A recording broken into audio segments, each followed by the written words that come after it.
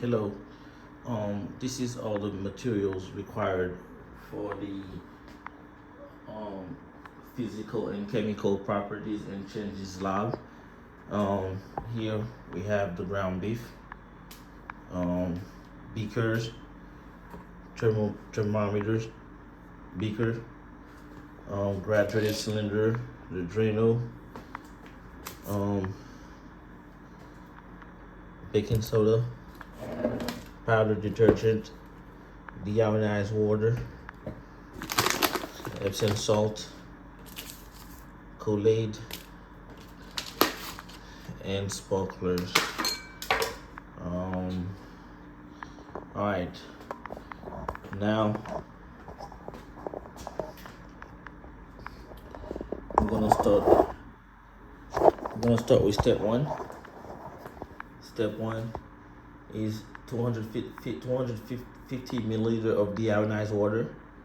I'm gonna put that in a small pot, and I'm gonna heat it on the stove.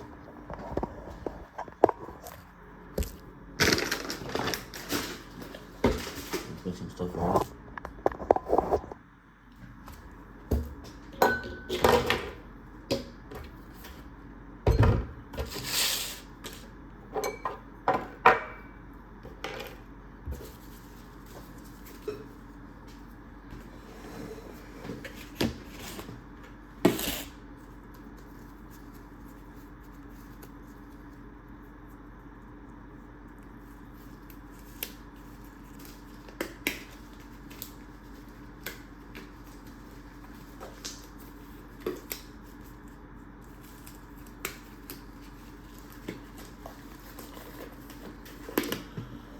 250 milliliters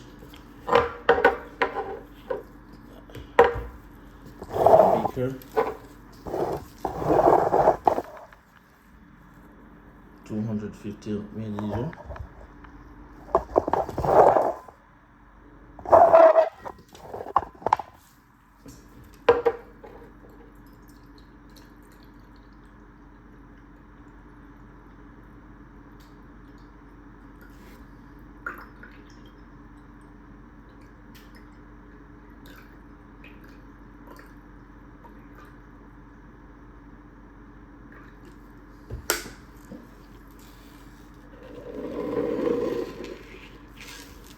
Two hundred 50 milliliter of deionized water.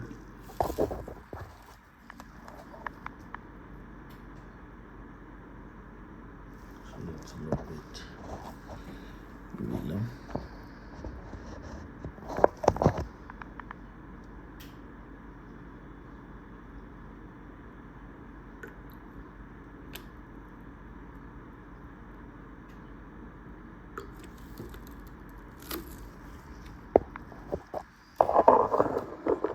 Okay.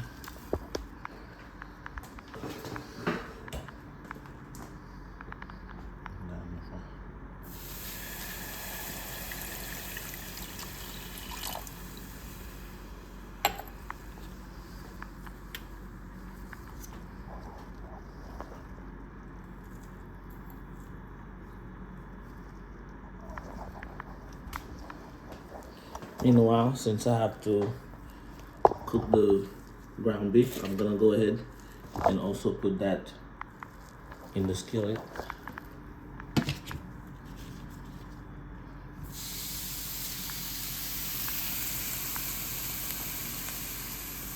Water and the ground beef.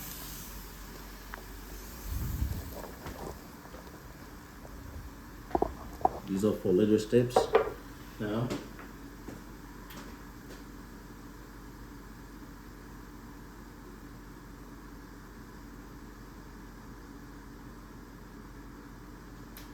I'm gonna place 25 milliliter of water.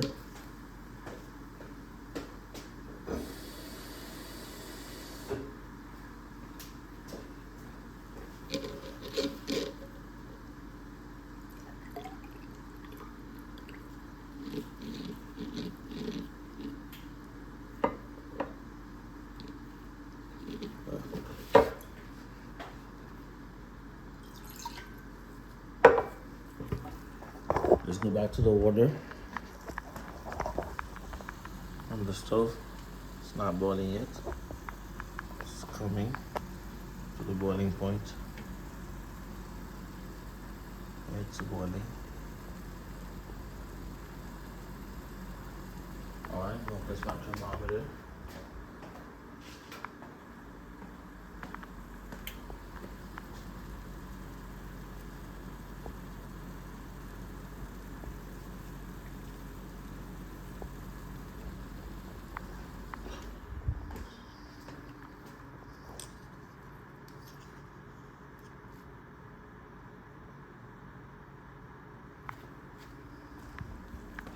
I'm gonna use my thermometer to record the temperature of the water.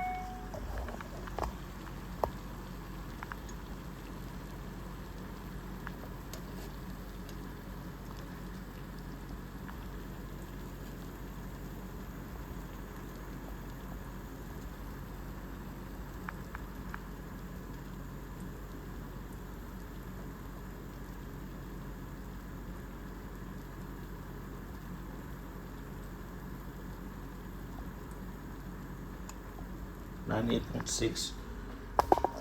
I'll say that's the highest I've got. Let's get one more time.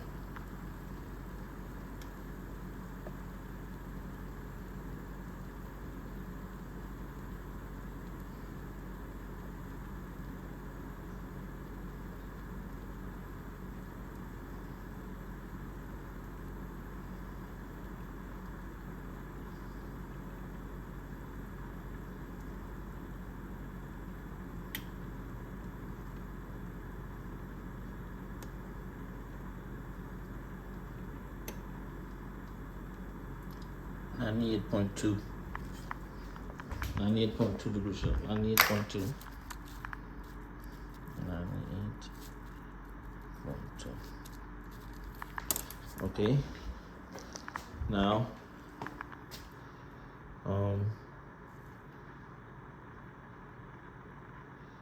25 milliliters of water. And I'm gonna get the Kool-Aid and put it in a beaker. I have 25.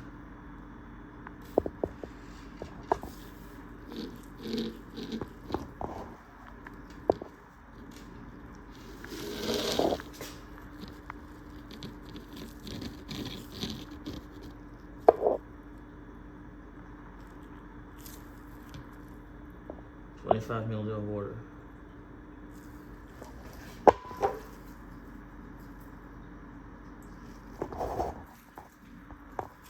I'm gonna put it in a beaker.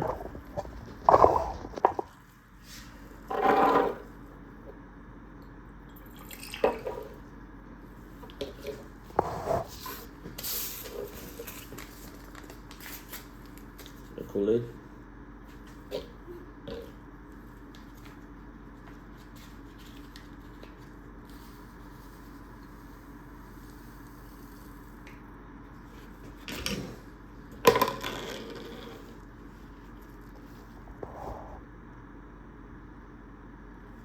I can see the substance slowly diluted into the water, and then I can see that the water changed color, turned into red, and at the bottom of the beaker there are some deposits of Kool-Aid.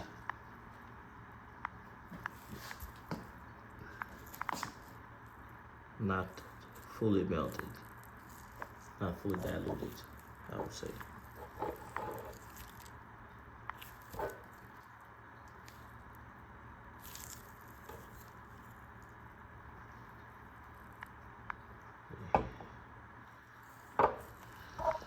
Okay, that's step 6, 7, and 8. Step 8. Kool-Aid. I'll see that in I will watch it. Okay, alright, now the ground beef. It's already on the skillet. It's cooking slowly. I'm going to just put sugar to flip it.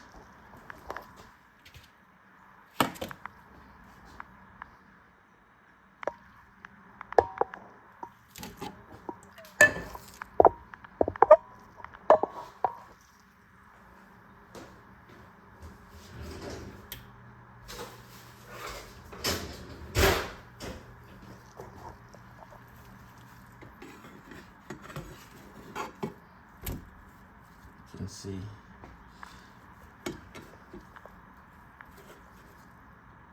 it's changing color.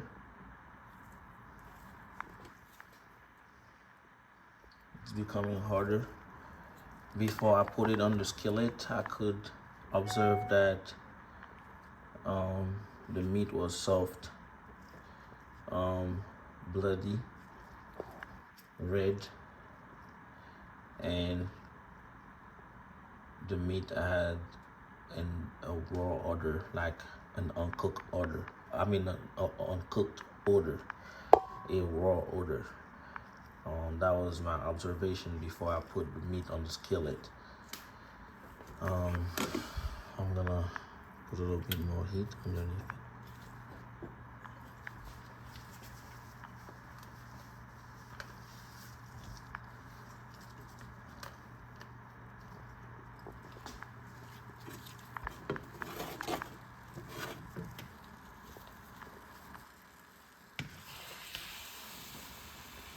You can see the blood is cooking.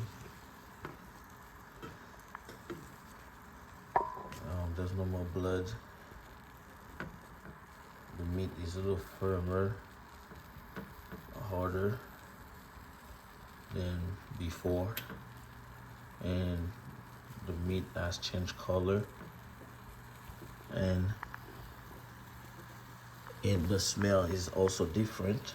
It's a different smell, and then there's no sign of blood on both sides. Flipping it in. Blood is slowly disappearing a little bit more on this side right here because this side is not fully cooked. Keep it this way. And then make a nice burger. Alright. Okay. Now let's move to step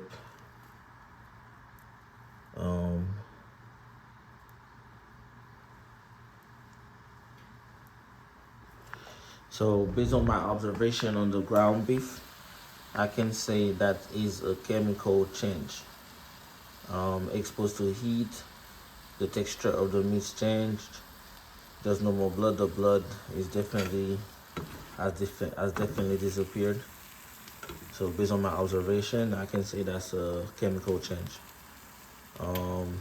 Definitely a chemical change. All right. Okay, now we're moving to step 14, which is oh, I forgot to show the bottle of vinegar. I have vinegar.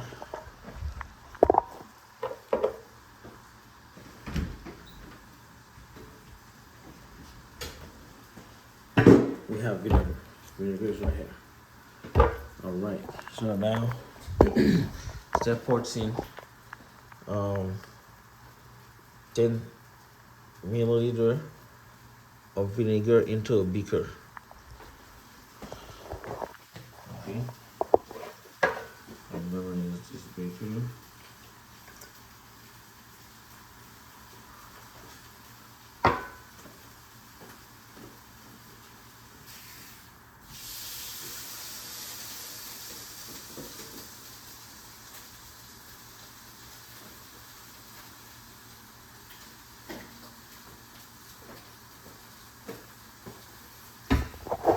Okay. 10 milliliter of vinegar.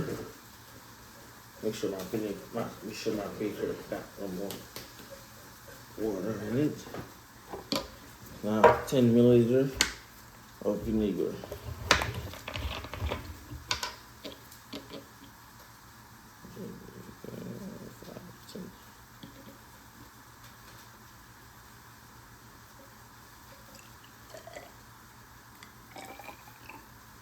Oh, I forgot to use the funnel. Where's my funnel? Oh, let me see my funnel.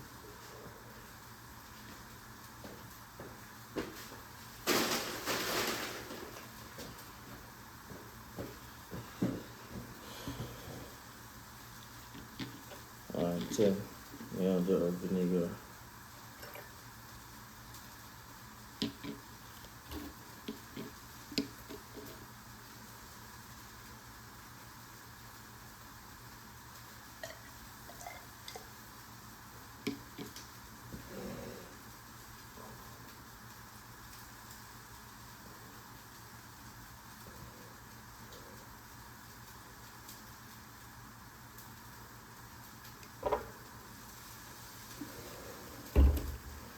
Milliliter.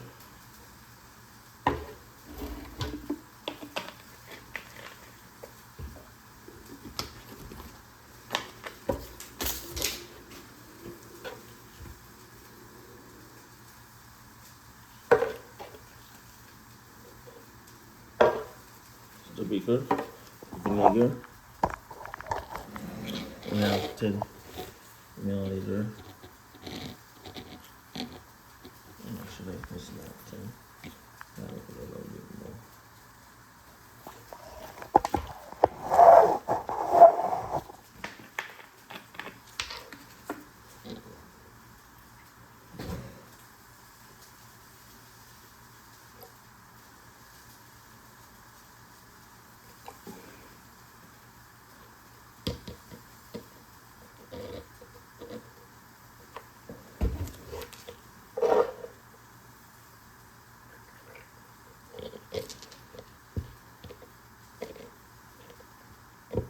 Okay.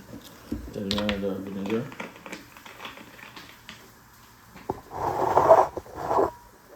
And 10 milliliter.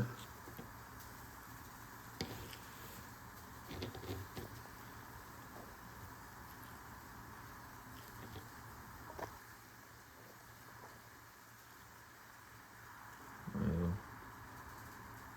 10.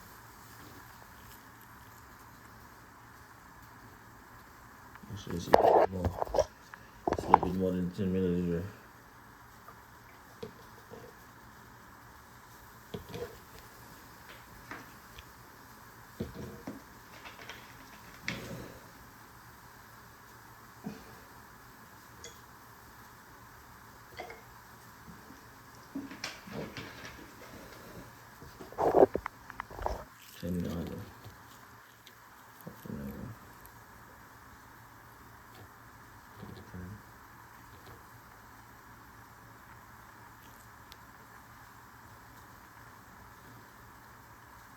Okay, now we're gonna put it in the beaker.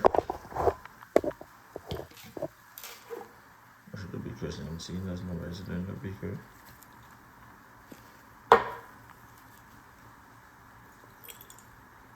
Okay, milliliter of vinegar in the beaker. Alrighty, now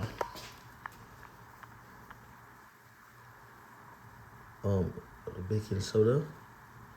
We're gonna place some baking soda in the bottom of the beaker. So for this question, I wonder if I have to put the baking soda at the bottom of the same beaker with the vinegar.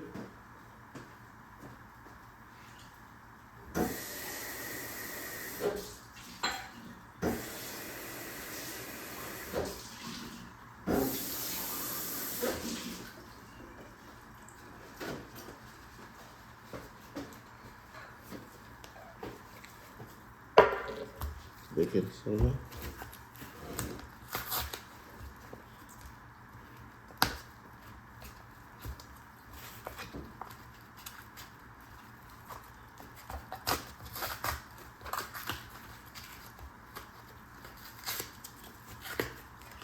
Okay.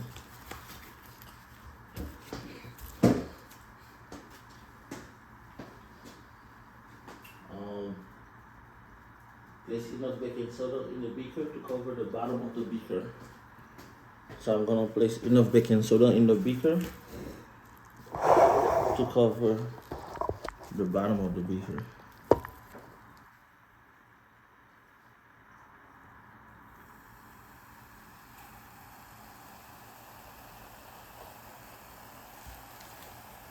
Okay, I can see it's bubbling.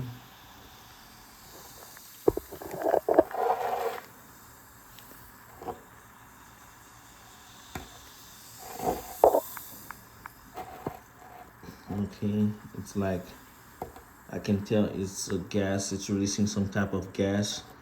It's bubbling.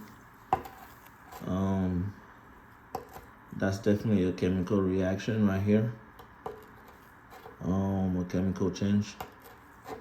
There's still a little bit of residue of white powder, so I assume that's the baking soda. And also, it's releasing a little bit of weird odor. Not like the vinegar or nothing like the baking soda. It's a weird smell. But yes, it's bubbling, and I can tell that's a release of a gas. All right, that's a chemical change, I would say. Bubbly release of a gas. Okay.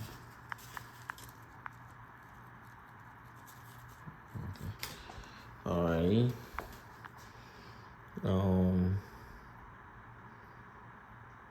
Now we're gonna move into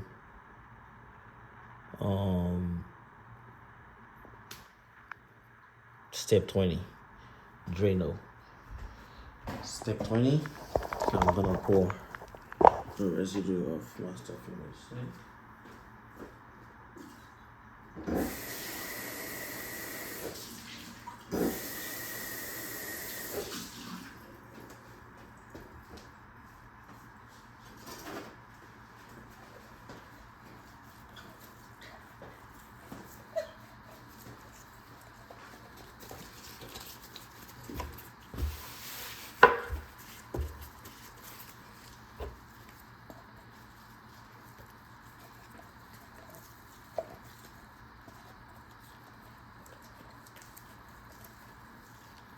I'm gonna use this instead because it feels like this beaker got some residue of Kool-Aid.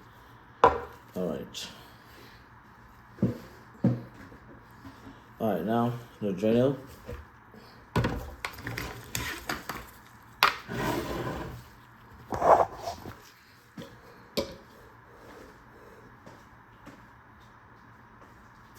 Um, 20 milliliters of Drano into the beaker. 20.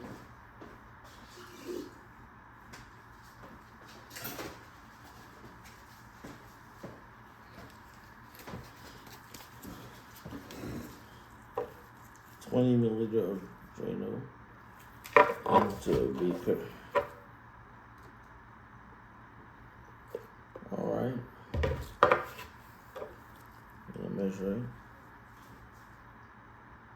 Smell. Okay.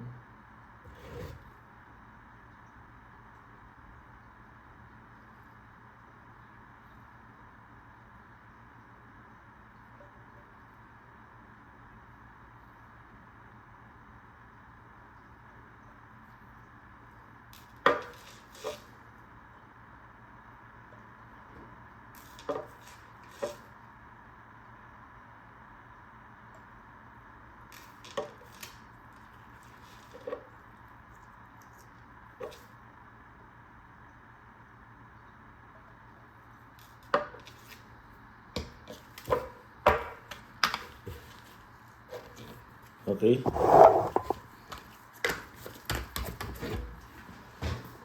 Here we have 20 milliliter of Drano.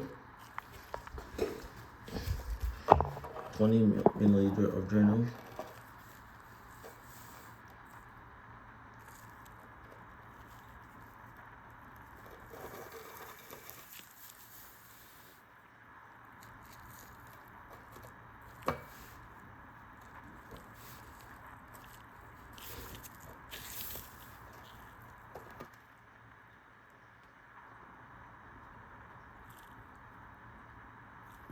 Okay. I'm gonna pour it into a bigger beaker.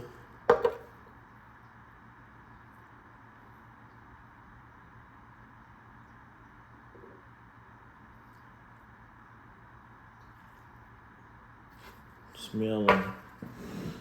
Now, Epsom salt.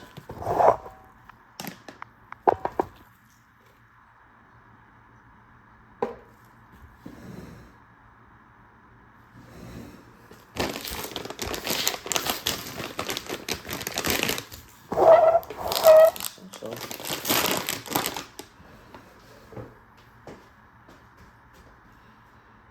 Okay.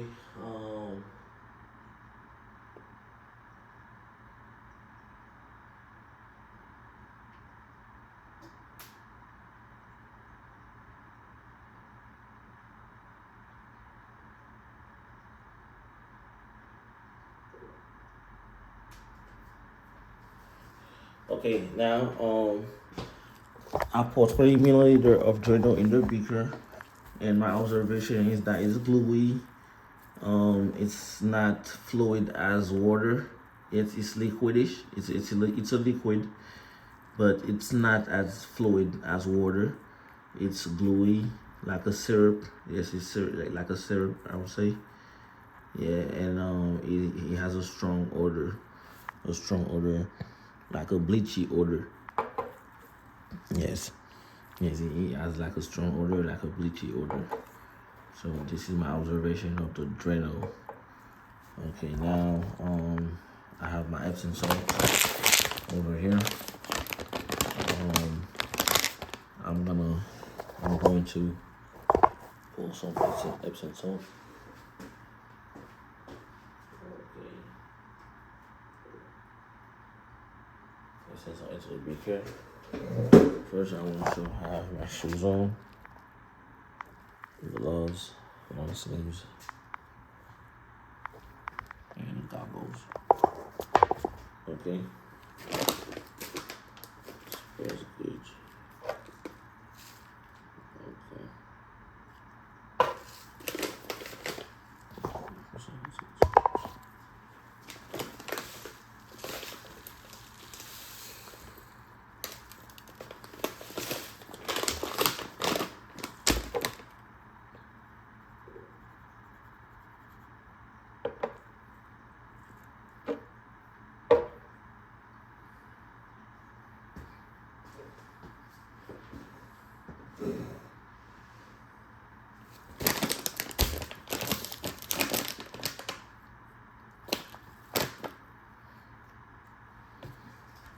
Drano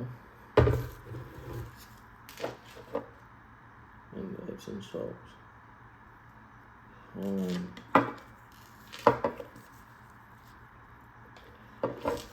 Well, I do not see any reaction.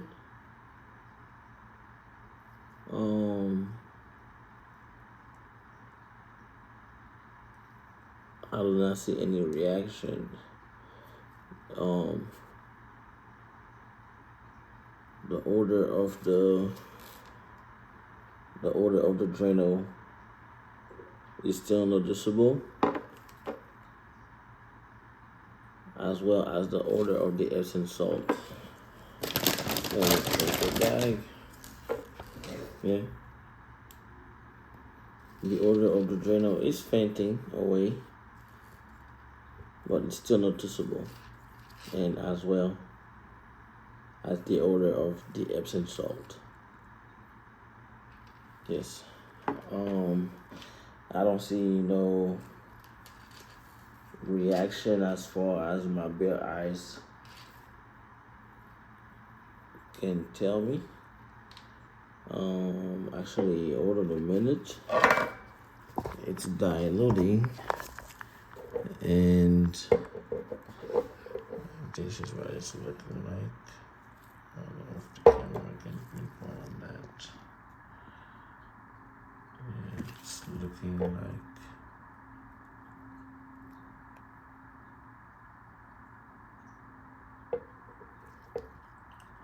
like a soap. I would say like a lotion, like a body lotion.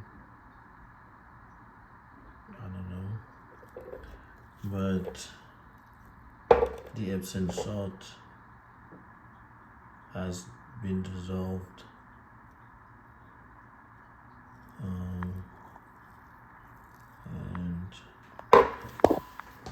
that's my observation.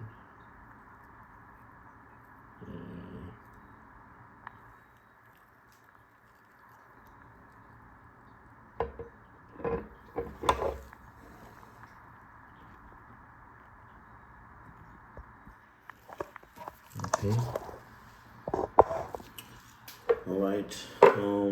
Now this is for step. This is for step 24 and 25. Now for step 26, I'm going outside for the sparklers. For step 26. 26, 27. Obtain one sparkler. Make sure to go outside for this part of the experiment. Light the sparkler. Record your observation. Okay, I'll be going outside.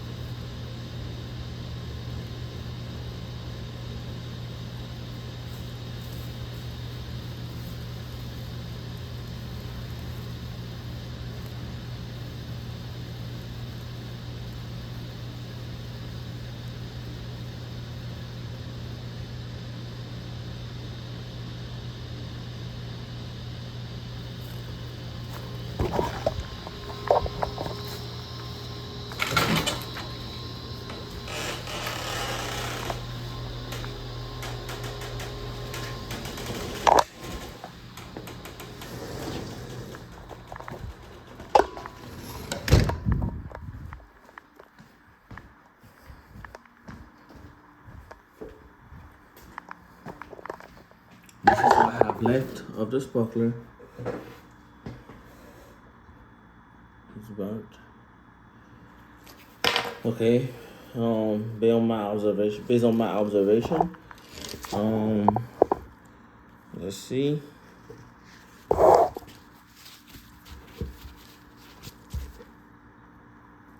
Oh, it's so hard, very hard. It's not like the same. It's not like the same element. I would say, or the same substance. I would say the same compound that I had when I first started before I burnt it. And when I was burning it, I noticed some sparkle, and the fire was slowly going down from the top to the bottom. And it was burning from the top to the bottom and combusting, sparkling. So that was my observation when I was burning the sparkler. It was combusting and burning slowly, going down from the top to the bottom and sparkling.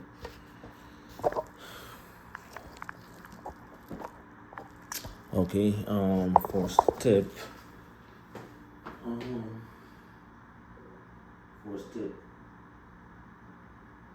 29,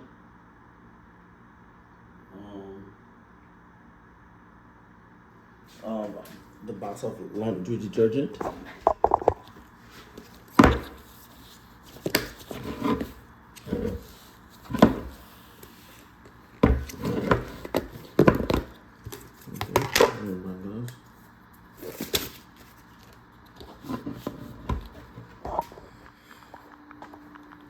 All right, for this step, I'm going to slowly put water on my hand. I'm gonna put some water detergent on my hand first.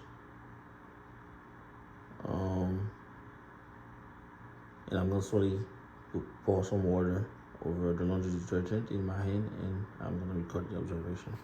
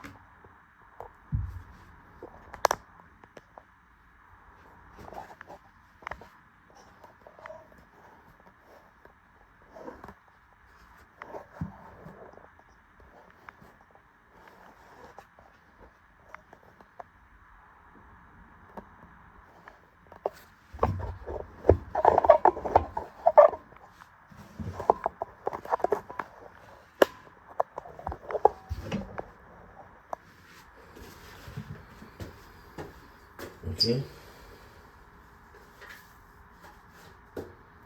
I have some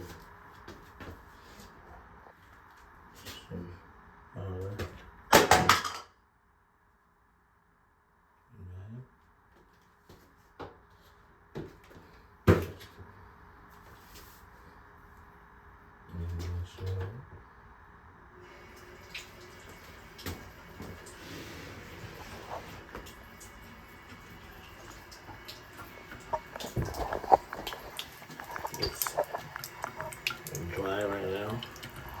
And then I'm slowly,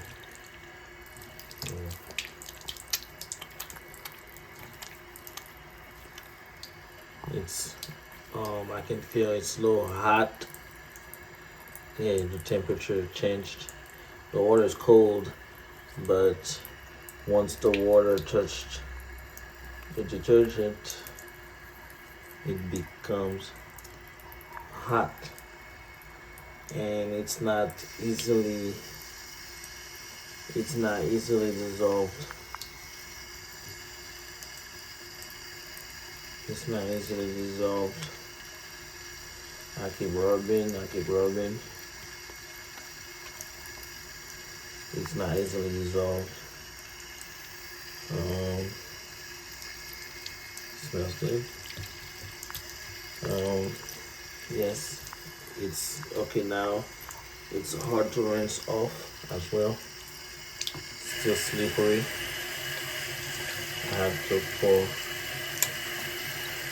a lot of water.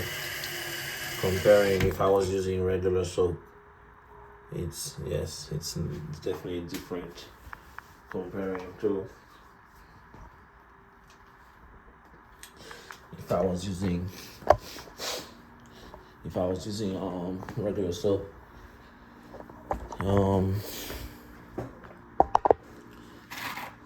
And for the last step, find one element, a compound, and a mixture in your home. Give one physical or chemical property for each, and identify which is a physical property and which is a chemical property. Okay. For this one, the three elements I have is I have a slice of bread that I use. I have a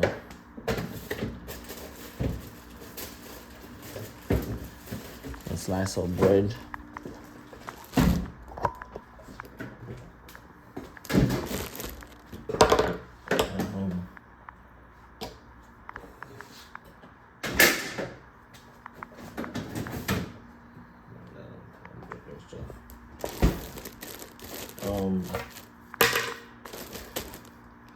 I would say for the slice of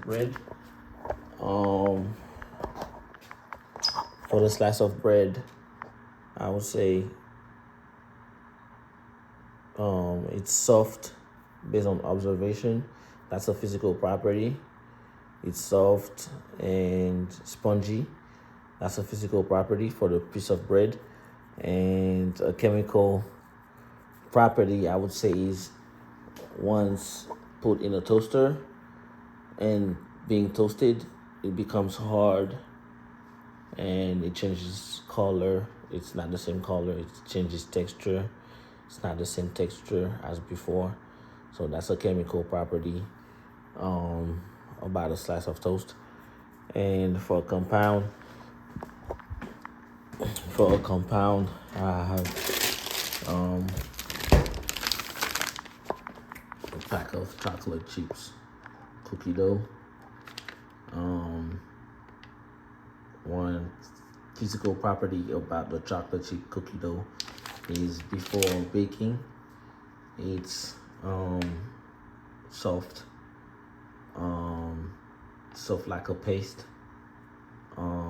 It's pale and it's malleable. It's pale, malleable, and it's soft, and that's a physical property. That's it, and that's before baking. That's a physical property. And one of the chemical property I would say is once you put it under the stove, in the oven, and you bake it under a specific temperature, required. I would say it is said on the label, 350 degrees Fahrenheit for 30 minutes. Yes, once you cook it under those conditions, it becomes hard, it changes color, and it also changes texture. So that is a physical property. A chemical property. I'm sorry. A chemical property, I meant to say. And for the third item is it's a spray. It's a degreaser. That I use, a substance that I use to clean my stove. And before the texture of the degreaser, it's got a strong smell, like a acidic smell, and it's based out of orange, so like pretty much a fragrance. That's a fragrance, pretty much. That's the smell of it. But beside the fragrance smell, you can also smell a acidic smell. I would say that's a physical property, and the chemical property of that substance will be when I spray it on the stove. Let's say if I have some grease residue on the stove, if I spray it on the stove, it facilitates the cleaning of the grease, the removal of the grease. Hence the name of degreaser. That I would say that's a chemical property of the degreaser. It helps dissolve harsh stain of grease that are left on your stove. So that's all for this project. Thank you very much. I hope I did very good. Thank you. Bye.